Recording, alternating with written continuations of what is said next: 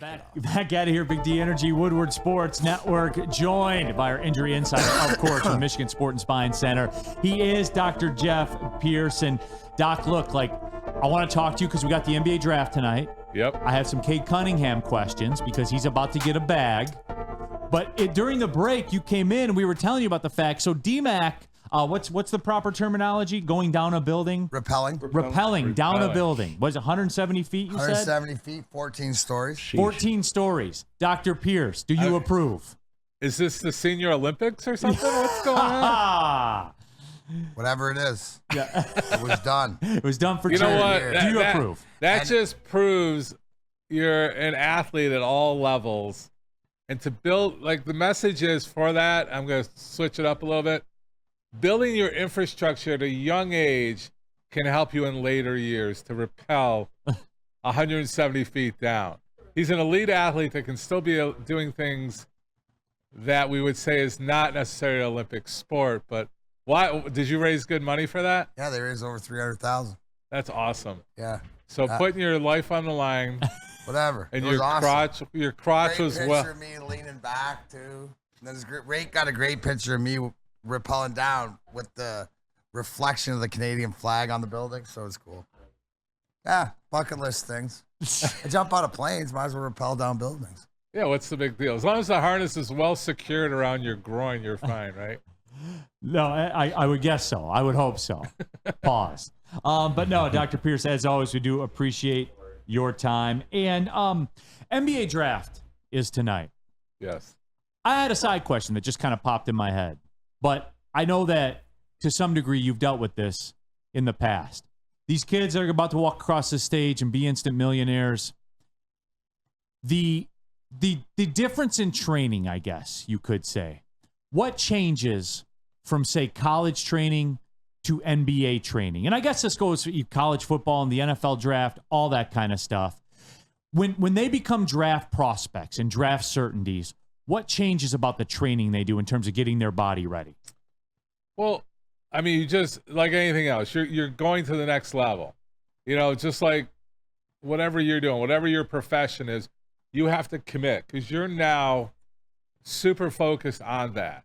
And the education we have and the abilities we have and the trainers and the people making money right now at this, but they're good. Like my guy out in California, he trains a lot of these guys that are going from college to professional. You just take it up another notch, right? It's rare to have something that you can't improve on. All these young guys, I mean, the other thing is body habit, right? Your body's maturing. If we just go from a physiological standpoint, their body's changing too. You're taking 18 to 21-year-olds. They're just starting to form, real muscle. They're obviously they've passed puberty and all that, but there's still development of the body. You see, guys putting on, the biggest thing is, like I've dealt with college to football is probably the more common, where they'll I put on 20 pounds my first year. They're in that weight room. They're just at a different level of intensity. And the thing is, it's training, so sports specific. So you're talking about basketball. You're talking about first step. You're talking about change of direction. You're talking about explosion stuff. Yeah, explosive. You want to have that quick, fast twitch fibers. You want that plyometrics. People are starting to understand plyometrics, which we've been pushing for 25 years, is that first step, that explosive, that, like I pick on you on the ankle, the foot ankle stuff. How quick and how powerful you can get off that first step makes a difference if you're getting around a guy. You're talking about milliseconds of difference of training that's going to make you that difference. Like you see Seth Curry. You can see all these things about Seth Curry. I wasn't this in high school. I kept working. It's that mental commitment too. Or Kobe talks about, I used to look at Michael, looking at Michael Jordan, and he was big. Kobe was a skinny little guy. You got to put that muscle on. There's a huge change. You're not going to just float through the middle or have someone, you're going to be a split second faster. Everyone's at that level. How do you get your edge? So that's what these guys are thinking. They have true talent, but now they're with everybody with true talent. Now you got to do what's the mental difference to get that big pot of money. Yeah, and speaking of that big pot of money, there's a guy in town that plays in the NBA that's about to get, quote, that big pot of money. And also a guy, too, Doc, that changed his body. And I called, and we're talking about Cade Cunningham, of course, who's Right. about to get his rookie max extension, pushing $250 million. It's going to pop everybody's eyeballs in this town when it happens, even though we all know what's happening. But to back up what you said, I called one of his games in college when he played at Oklahoma State. Okay. And I was kind of taken a bit, like that was a thing for me. I was like, man, look at this. Look at how wide this guy's shoulders are. He took that body to another level in the NBA because everybody talked about that, all the mass he had put on. But the big conversation, when you're about to give someone $250 million, the leg issue, the microfractures in the shin, stuff like that, has some of the fans worried. Break that down for me, just what it is. And again, I always do this to you. I put you on the spot. You're not the doctor on the case. I understand that. But just in your experience, I hear micro shin fracture and $250 million, people get nervous. Well, again, I always put it on the positive spin, glass half full, right? He's had these little minor injuries that I think has made him more aware. Like through college and everything else, he kind of floated through. I don't think he had any injuries in college. Correct. He gets to this level, I'm playing at a different intensity. I'm not winning every game. I'm losing. I need to do something. I need to be responsible. I need to be the team leader. Sometimes a little micro trauma or a little bit of injury makes you feel you're not invincible. You're not Superman anymore. I need to prepare. I need to get up. I need to be dedicated. I need to get up at 6 a.m. and work out and do everything. I need to watch my nutritional status. I need to make sure I'm building my muscles in balance with my ligaments and not losing range of motion or losing his talent. So it's a well balanced. Do I think the microfracture is like a reason for him not to get it? No, I think there's enough going on. I'm taking again the positive spin that he knows he's not invincible. I need to work hard. I need to be responsible. I fortunately have met him personally. He's a great guy. He's very humble. He's good. He's got a lot of pride. It's hurting him. Again, how much is he hurting? Because he's still cashing the checks. But it hurts him. Yeah, I know that for a fact. He wants to be on a winning team. He wants to be a part of a turnaround. Will he commit? My crystal ball says yes, because I met the guy. His integrity is there. I've met a lot of NBA players. It's how they approach. I'm not anybody. I'm at these events and things like that, but it's how they treat. Like, I watched him treat every one of the people at the event equally. Like, he gave them his time.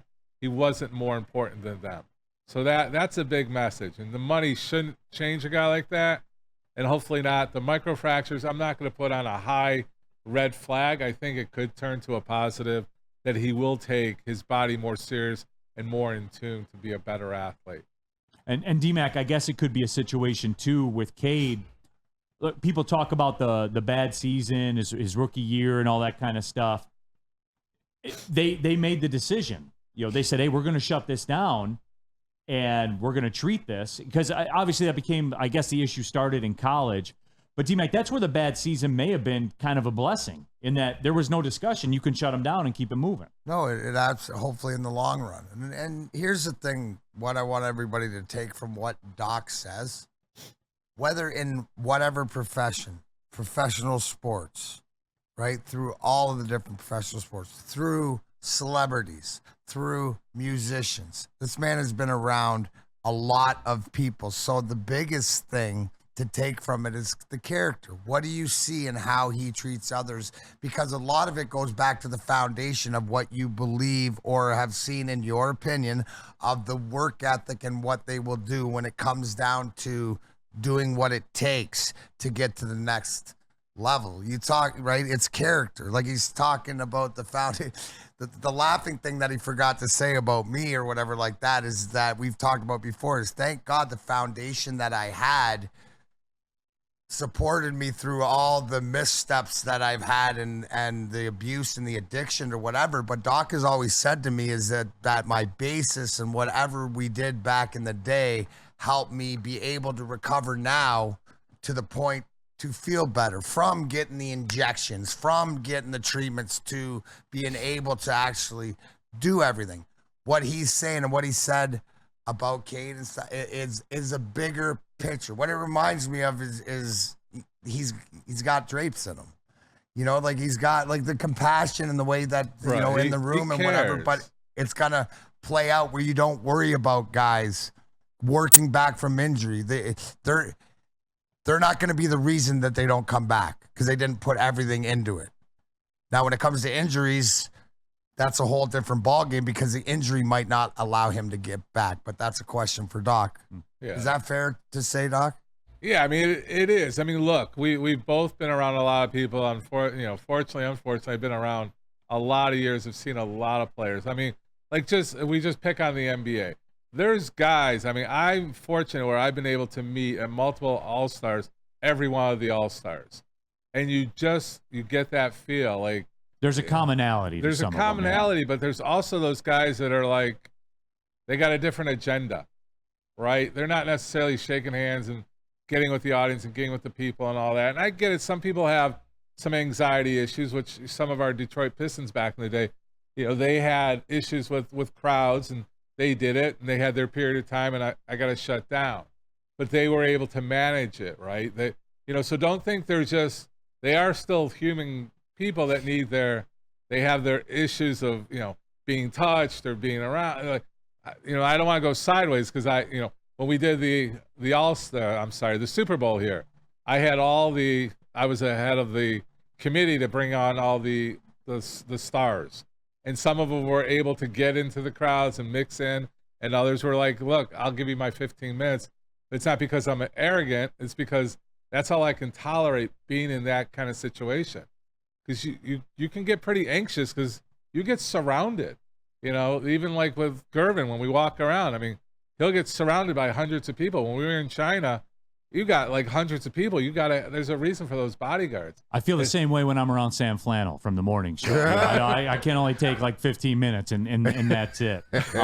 No, but Doc, before we let you go here today, I did want to ask you this because it's a hope thing tonight with the NBA draft. You've got 18-year-old kids, that are coming in, and everybody expects a world of them. It's not plausible. There is only one LeBron that walks in as physically an 18-year-old kid, Doc. 99.99999% of the time is not ready, right? For the rigors of an 80-plus game NBA, they're not ready. Physically. They're not. No, I saw that the gentleman you're speaking of, the 18-year-old. I mean, yeah, I'm on your side. He's not. He doesn't look like LeBron coming out. Does he have the talents? Can he do it? Can he get beat up? Yeah. Is he a for sure pick? I would say he's got the talent for the future. But again, it's like, I give the example of a freshman playing against a senior in high school. It's just body, maturity, everything else. He's not like that. Like LeBron was 25 at 18. I mean, his body was, yeah. I mean, it's simple. It's genetics. It's biologics. It's physiology, whatever word we want to put on it. But I echo exactly what you're saying. Yeah. I'm a little concerned. The scout seeing something that's phenomenal. It's different like hockey. Like hockey, you can pick a young kid. Like, I forget the kid that's playing for Chicago. Yeah, Bernard, Bernard. I mean, he's a Gretzky type. Basketball, not as much. Football, like, there's no way you can get in there like that. No chance. But you start talking, tennis and some of the other non-contact sports. I don't know exactly what you want me to say. I agree with you. That was what I wanted to do. I agree with you. His body's not ready. Because they expect the world, right? Like us fans, when we show up, and whoever the Pistons take, if they go like the 18-year-old route, the fans are going to say, "Hey, can you help us win games?" And it's not realistic. No, I mean, we got Cade Cunningham, who was a senior, and he's part of it. Is part of the tool. Is this kid the missing link? I wouldn't put him as our missing link. In October. Huh?